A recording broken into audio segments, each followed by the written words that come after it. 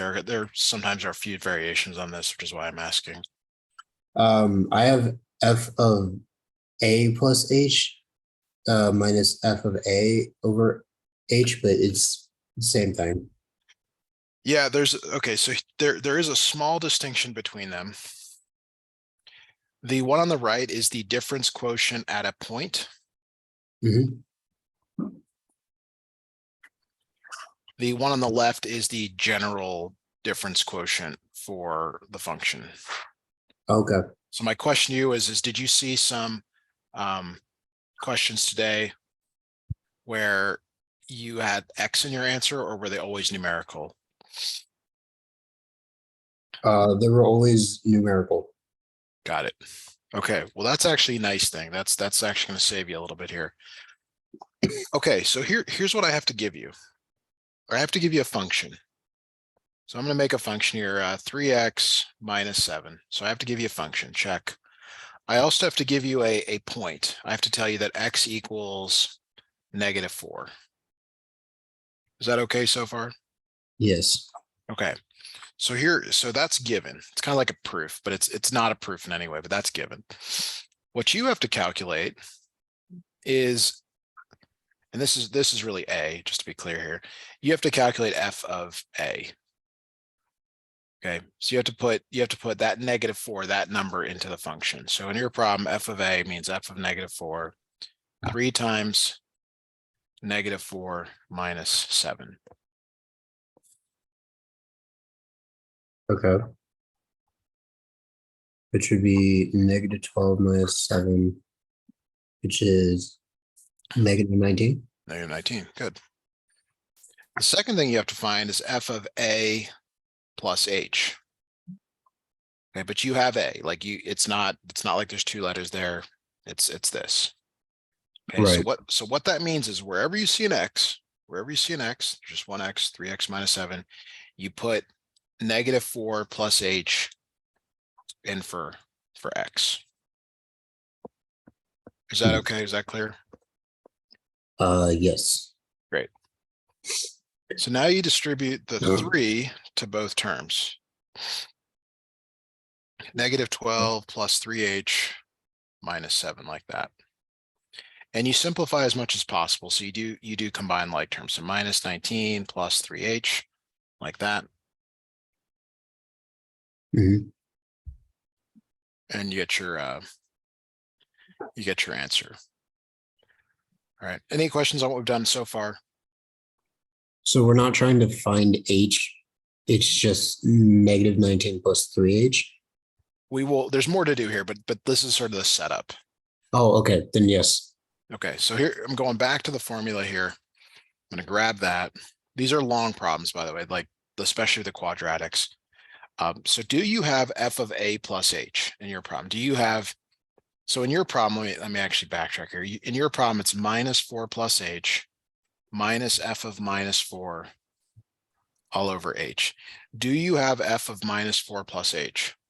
Yes. Yes, I'm gonna just quickly color code that in case you want to look back. That's this. F of -4, do you have that? Yes, it's right here. So you're going to substitute those into the equation. So it's -19 plus 3h minus -19 all over h. Okay. Any questions on what we did there? Is that all clear? Yes. Okay, Yes. Good question.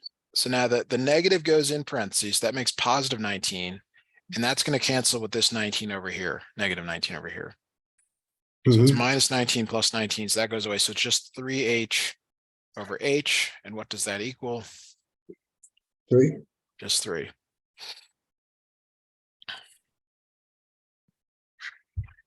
All right, now some summary thoughts here. For linear difference quotients, the h will cancel out, okay? But not for quadratics and higher orders.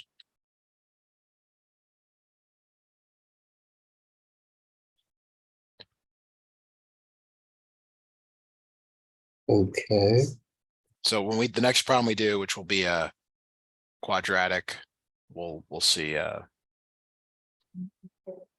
H in there. Okay. Let me know when I can proceed. Yeah, that's good. Thank you. All right, full speed ahead here. F of X, I'm just making this up. Let's go X squared plus 3. And let's say that A equals 5. Right? So our difference quotient is F of A plus H minus F of A over H. Like we got to find 3 pieces. Or this piece, 2 pieces, F of A plus H, F of A, and then we have to put them back into this difference quotient. Okay. So let's start by finding F of A. A is really 5, so we're going to find F of 5 because that's really what this is. It's saying F of 5 plus H minus F of 5 over H. Can you tell me what F of 5 equals? 25 plus 3, 28. 28, great. That's the easy one. Now we got to find F of 5 plus H. 5 plus H squared plus 3. Okay, now the mistake would be to not write this out as 5 plus H times 5 plus H.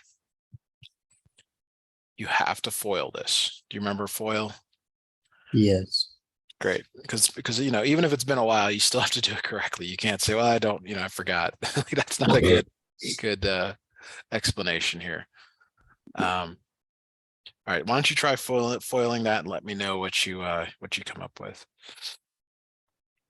Okay.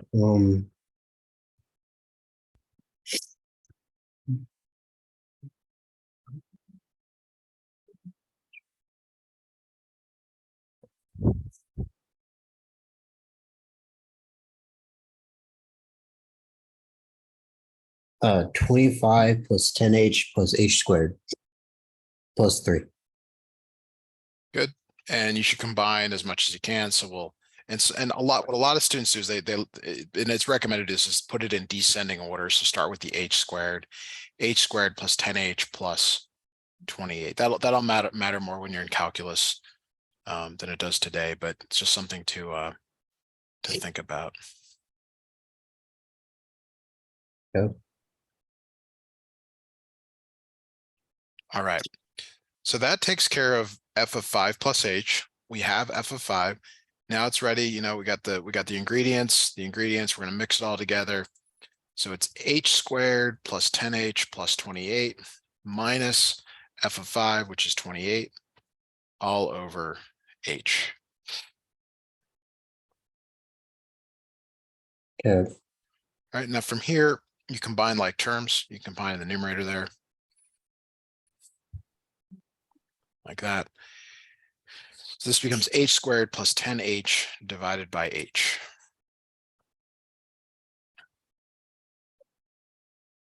That's very weird, but okay. Yeah. From here, you will divide both by H. Okay, it's not a choice. You have to divide them both by H. So what does that become?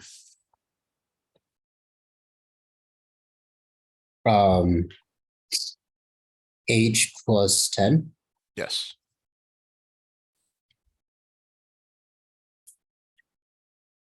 Okay. So let's review what you did here, because it might feel really complicated, but we're trying to figure out this formula here. You have to be given an A, you have to be given a function, right? Do you see that we were given a function and we're given an A? Right. All right. Now is it's hard to, you have to actually do something here, but in principle, you know what to do. You have to find F of 5, which you found, F of 5 plus H, which you found, and then you put it into the formula. You put it into this formula, you cancel out what's the same, and then you divide by by h. Okay. So what tell me, give me some feedback here. Is this doable?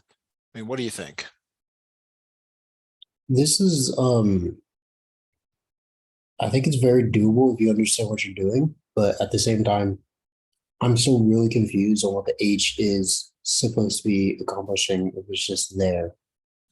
Okay, Because we found H. We found something, we found functions including H. right. Yeah, that's a good question here. So let me draw a curve here. Let's say that this is 5. Okay. And let's say this is 5 plus h. Okay. Here's what we've found. We've found the slope of the secant line connecting these 2 points. Hmm. Now, notice that if h gets smaller, like I don't know what h is, let's just say h is 1. But now let me let h equal 0.1. Would you agree that it's much closer to the 5? Yes. In fact, it's 10 times closer, right? Yes. Right. And see how the secant line changed? Yes. It's okay if you don't fully understand this, but I mean, the picture should reveal to you that the secant line changes based on where How? you're at. Okay. Go ahead. That You had a thought. Go ahead. that makes sense. The secant line changes based on how big or small H makes the base number. Yes. Okay. That makes more sense. Now let's look at a circle. You took geometry at some point. Yes. The secant line hits it in 2 places. Do you remember what this one is called? Um, Or it just hits it in 1 place? I don't remember. Tangent line. So, Oh, so tangent touches it in 1 place, secant in 2 places. So here's a thought, something to think about here. As h goes to 0, the secant line becomes the tangent line. hmm.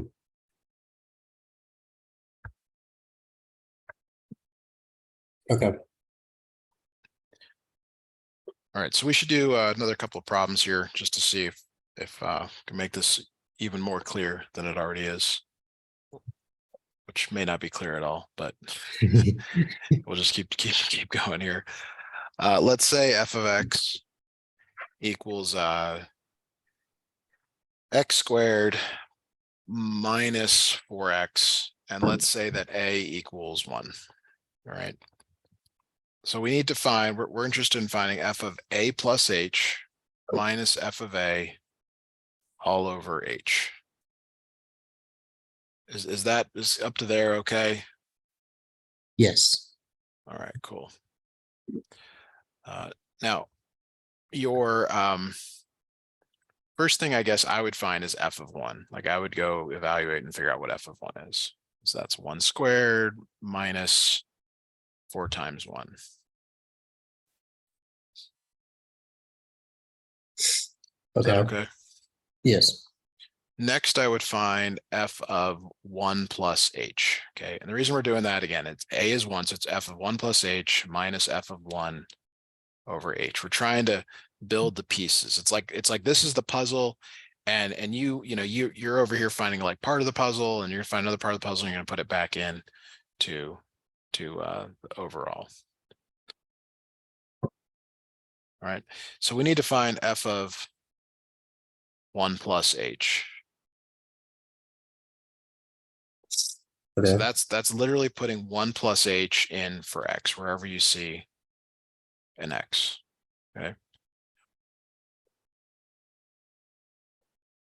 So you have to be able to multiply out 1 plus h times 1 plus h And then you need to be able to distribute this -4 to both terms. -4, -4h. Basically, you have to simplify this whole thing without making any algebraic mistakes. Right. So go ahead and give that a try. See what you come up with, see what questions you have.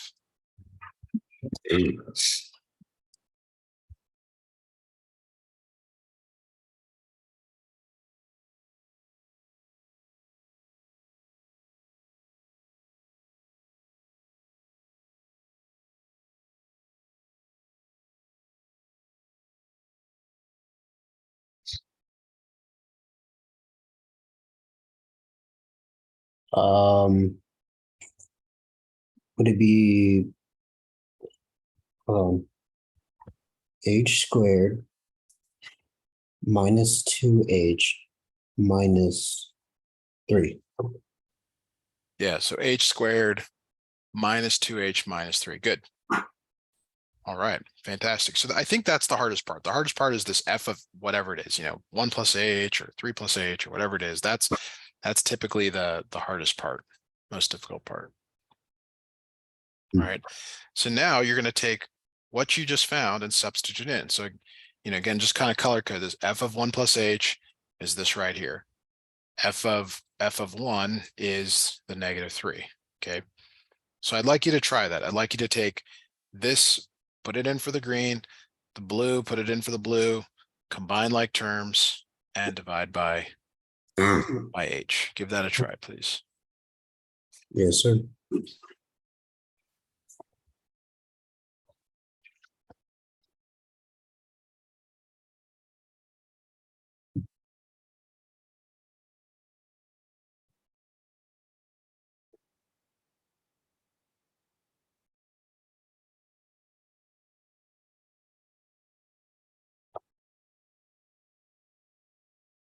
Um,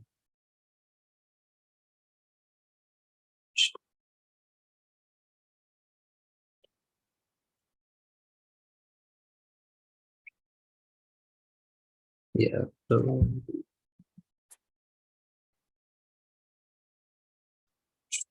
h, which is h minus 2.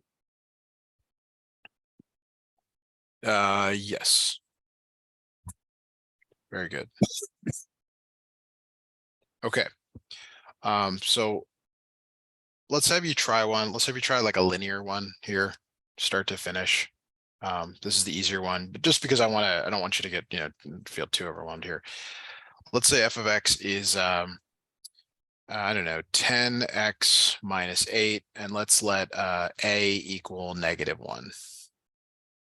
Let me change this to a +8, okay. All right, so go ahead and work this out, start to finish. It does become a nice number, but let's at least have you give it a try first, please. See if it makes sense. Yes, sir.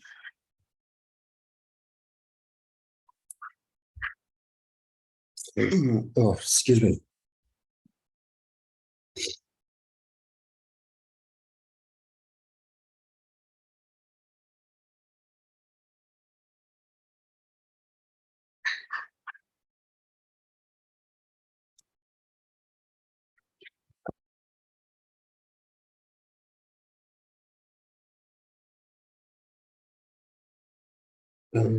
Okay, so f of 1 and 1, 8.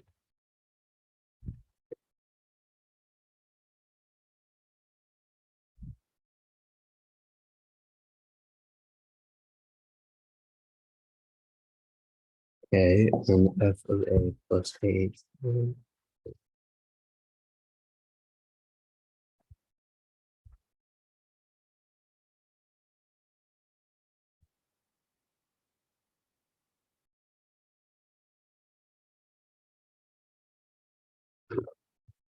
And it's linear, not quadratic. Yeah, so this one works out really nice. That's why I wanted to have you try it, because it's just all the h's cancel. Okay.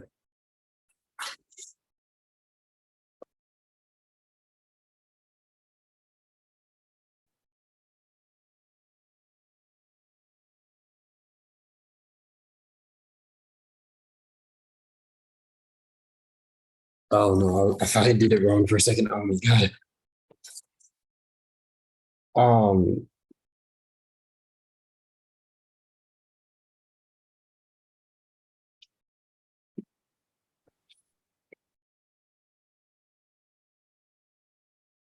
Tell me what you've done. I mean, if you're really stuck, tell me through at least give me, imagine you're teaching me now. What did you do first? Tell me what you first figured out. first I figured out f of a So by f of -1. right, and I plugged in -1 for x, Okay, what's the result of that? -2. Good. That's a good start. What's the next thing? I found f of a plus h. So -1 plus h. Yes. Did you put that in for x? Uh, yes, I put 10 times -2 plus 8. No. So it's -1 plus h. Like it's not the result of this. Oh, Okay, now we figured out where the gap is. So hopefully that's resolved. yeah. So we multiply the 10 into both of them to get -10 plus 10h plus 8 to be 10h plus, or no, -2. Yes. Okay. So -2 plus 10h. And then f of a plus h minus f of a is 10h minus 2 minus -2. Yes. Yep. It does cancel. That's typically the case. So it'd be 10h over h because the -2 and the +2 cancel out, making it just 10. Very good. Okay, so I think the key takeaway from here is when you're evaluating a plus h, where you put that number in this case it was -1 plus h, it has nothing to do with the previous one. Nothing. Like they're totally separate. Right. Okay, so let's have you try another one here. Let's say f of x equals 3x squared. Okay, and let's say that a equals 2. All right. So I want you to find f of a and f of a plus h and report back to me when you've got these, please. Yes. F of a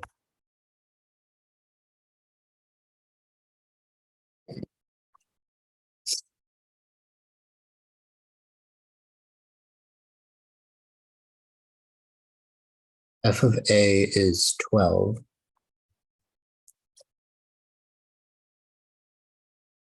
Okay, I agree.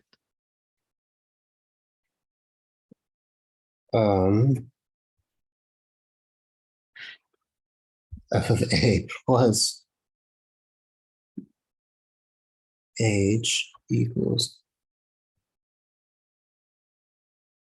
f. There's, ooh, it'd be 3 times 2 plus h squared, right? Yes. Which would make it 3 times 4 plus h squared to be 12. So hang on, you made the classic mistake here. You've got to write out 2 plus h times 2 plus h. You have to FOIL that. Oh, you're right. I forgot about that. Very easy to do. It's So I gotta FOIL that out, which means it's 3 times 4 plus 2h plus 2h, so plus 4h plus h squared.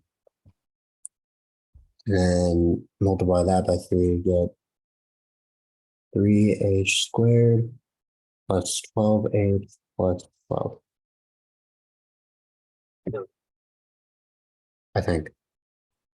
Okay, so it should be 3h squared. I think you said that.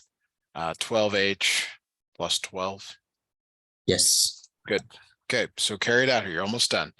You got to give me the final f of a plus h minus f of a all over h. Now keep in mind, you really probably want to substitute the a in. Like you want to write it as, instead of a plus h, like 2 plus h, f of 2 all over h. Give that a try though, please. Okay.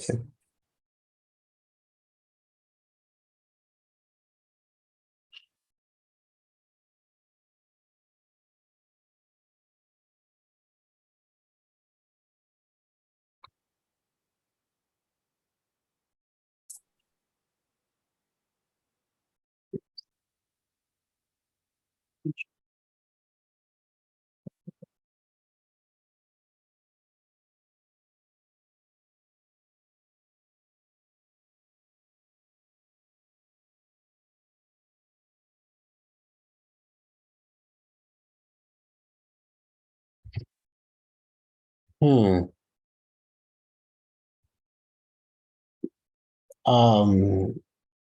Would it be 3h plus 12? Yes.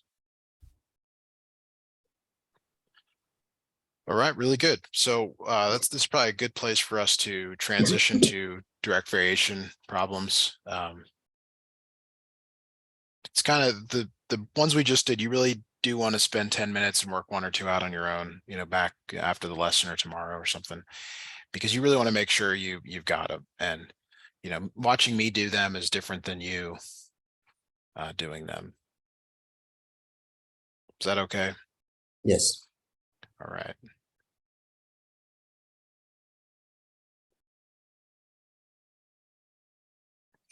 Okay, so direct variation here, we'll just start off with a little overview. You got y equals kx, like that, okay? Okay. So generally, here's what happens. You're going to be given an x and a y, and you find k. Okay. All right, now once you find an x and a y to find k, you rewrite the equation, okay? So then you rewrite it. So use that k value. You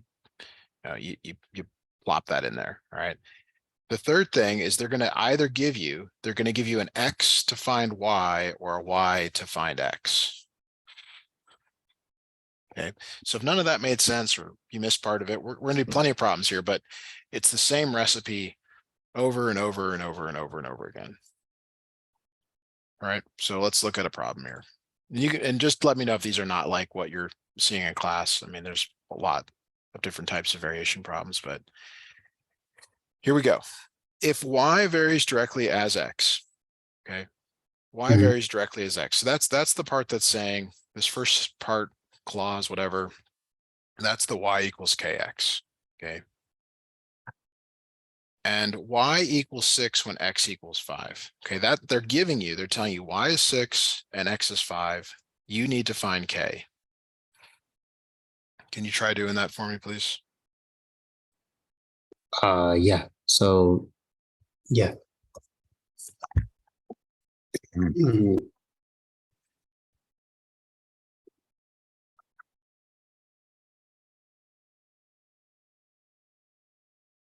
We'd find k, right? Yes. Would it be 6/5? Yes.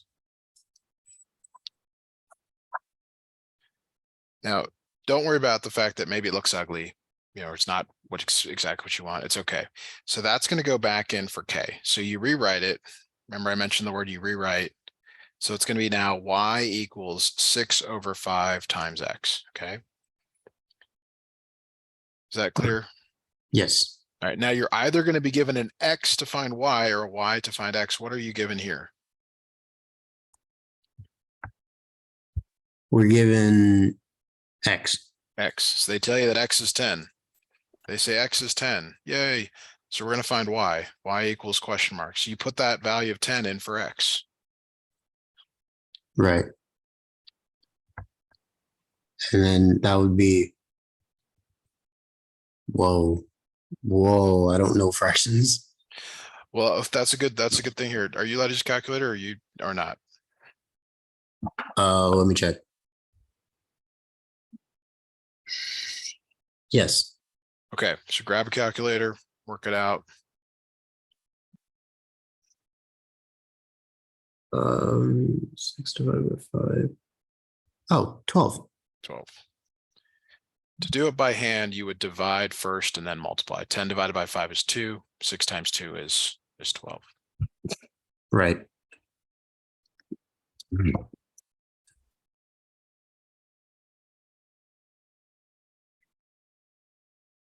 Right. Sorry, I'm still a little sick if you hear me coughing. Oh yeah, no, I know I take your time here. There's no rush. What there is we gotta, get through enough here so that you understand it. If we need to stop early, we can, but we should do a few more problems for sure. Right.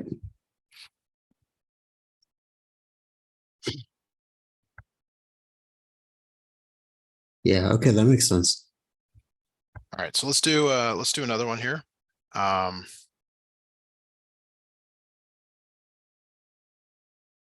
So I'll just give you another kind of type of problem you might see. They're all kind of the same, and then there's some word problems we can do, but we're going to start with just the numerical ones. Suppose y varies directly as x. Okay, so that's the part. Whoa, that's not good. That's the part where you say, all right, it's y equals kx. And then they give you a y and they give you an x. That's part 2. So I'd like you to again solve for k, please. Yeah.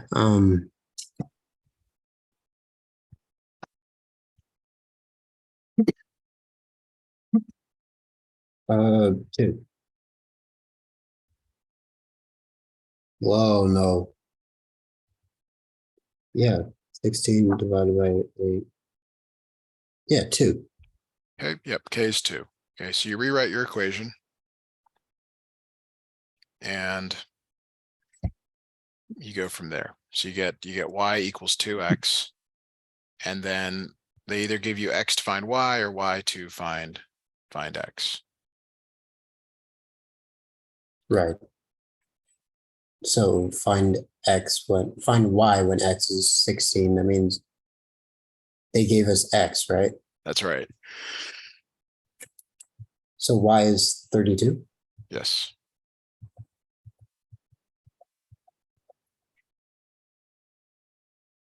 Cool. All right. So let's have you try one on your own here. I believe this one works out nicely, and then we'll maybe switch it up to some more difficult problems. Yep. All right, here we go. Take a look at this and just go ahead and give me your final answer, please.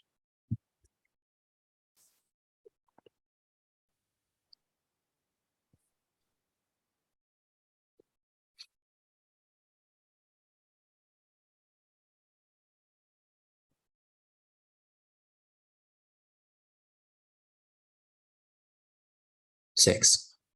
For Six. Is 6 your for final x. answer? Okay. Yeah. Okay. So this one's a little bit different.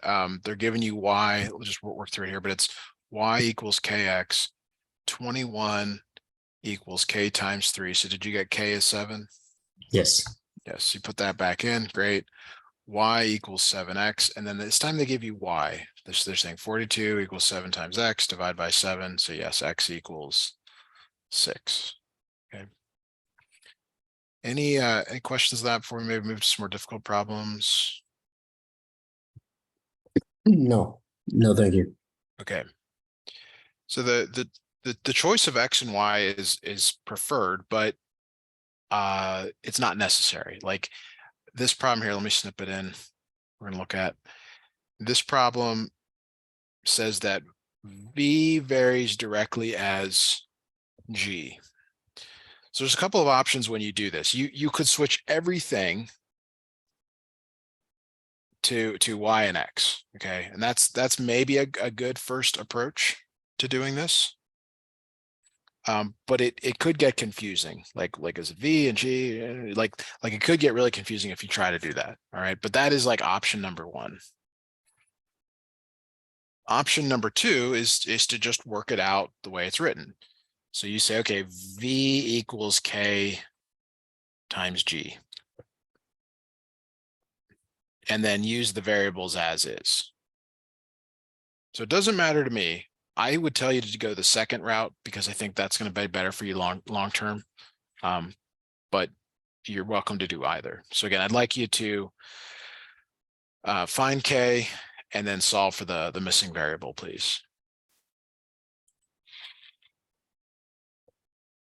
Okay, so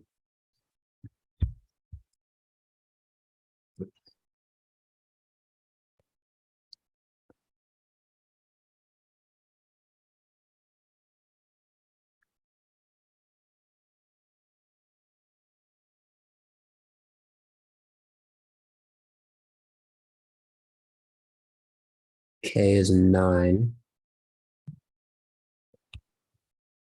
Then V equals 9. So K is 9 and V is 99. Like this, that's your final answer. Yes. Okay, so let's take a look here. 36 equals k times 4. So k is 9. I think you said that. So v equals 9 times g, and then g is 11. So v is 99. Very good. Okay. All right. Now, some other thoughts here, some other things to think about. What does the graph of y equals 2x look like? Could you try describing that for me here as best you can? The Y equals 2x graph. It would be the center at 0, 0, and then like you go to the left, no, to the right one, up 2. So up to right one, up to right one. Very good. Like that. Very good.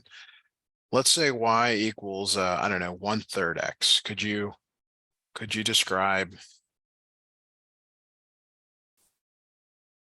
what this graph looks like? Rise over run. So it'd be 1 up, 3 to the right. Okay. So something like this. What is the similarity? What is something that's the same about both of these graphs? They both start in the positive field. Like their first point, no, their origin is 0, 0. Yes, that's the key. There's actually, that's the key here. So here's the takeaway. Direct variation starts at 0, 0. And that's really important here because we're gonna look at a word problem now, and you are going to I'd like you to attempt to explain to me what that means in the context of this word problem here. All right, so let's take a look at this together. Heather's weekly pay is directly proportional to the number of hours she works at the record store. Her pay is $174 for 24 hours of work. Okay, forget about the next part. What does this mean? What does 0, 0 mean in this context of this problem?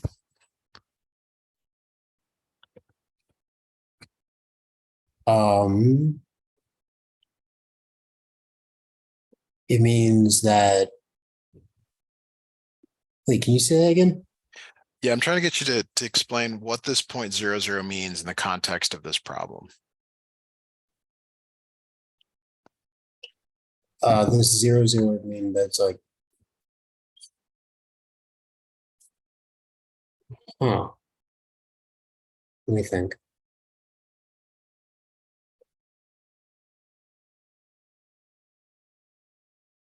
So, at 0, 0, her pay is like 174 for every 24 hours, right? So It's less complicated than that. Let me, I'm gonna type a question here.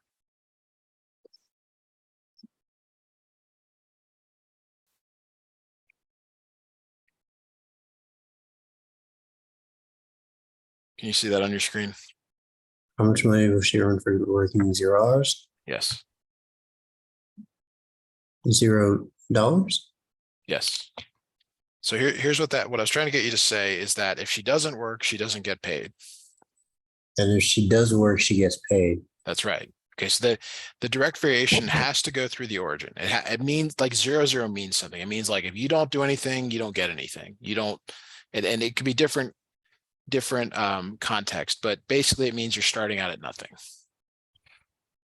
All right. Okay. Now, when you're working these problems, you have a choice again. You can do y equals kx, or you can use different letters. You could say pay equals k times h. Okay. Doesn't matter to me. I want you to find the value of k in this scenario, please. Her pay is Y, right? Yes. So I'm like saying pay h. Okay. Okay. Um, so age, no, P divided by age. 134 divided by 24. Calculator. 174 divided by 24. 7.25. Yes. So she's making $7.25 per hour. That's That's less than minimum wage. That's kind of sad. well, this problem was written probably, 15, 20 years ago, but nevertheless, yeah, I would agree. You don't want to be working for that.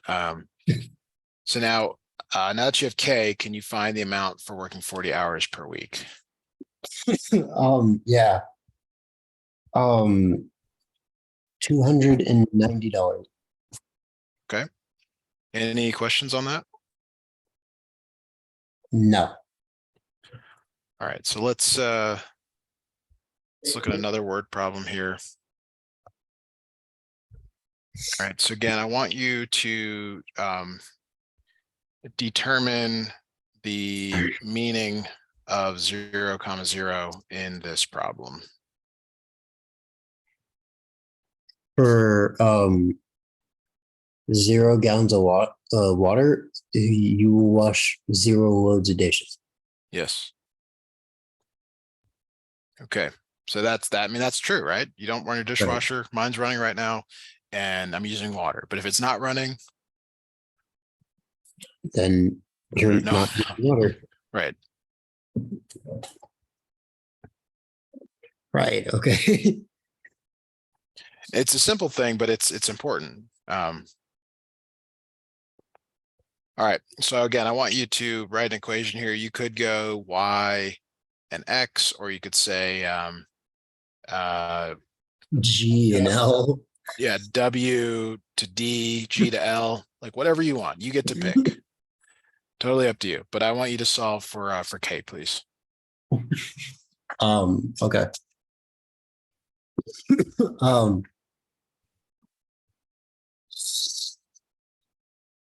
65. Oh, 13. 13. Now, give me how many gallons of water are needed to wash 12 loads.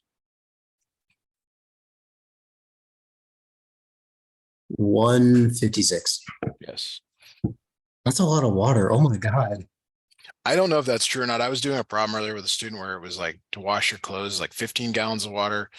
That sounded like a lot. I really don't know. Kind of puts things in perspective if you're worried about your the sink in the morning with your toothbrush, which might use like a gallon of water if you leave it running. I mean, yeah, it's a separate issue altogether. Huh.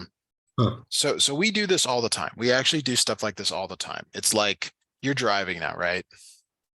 Or not? No. No. Okay, you're not driving.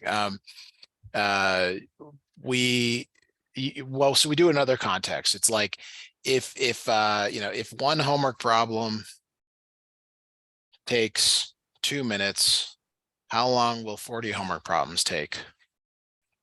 80 minutes. Right. So we actually do this all the time. We use direct variation all the time. If you're having a party and you need 2 slices of pizza for one person and you're inviting 10 people, you're like, we need 20 slices. Right. Just the water is a good example. If we want to have 3 water balloons and and that each water balloon, we know 3 water balloons takes 1 gallon. How many gallons of water do we need for 30 water balloons? So we actually do this all the time. Okay. Now the other one, which we don't have time to get to, is inverse variation. Maybe we can talk about that next time. You said your exam is this Thursday. Let me know if you need an extra lesson. Have mom let me know. Definitely got some openings with some of my students being on spring break. So if you need some extra help, happy to assist. But that will basically take us to the end of our lesson for today.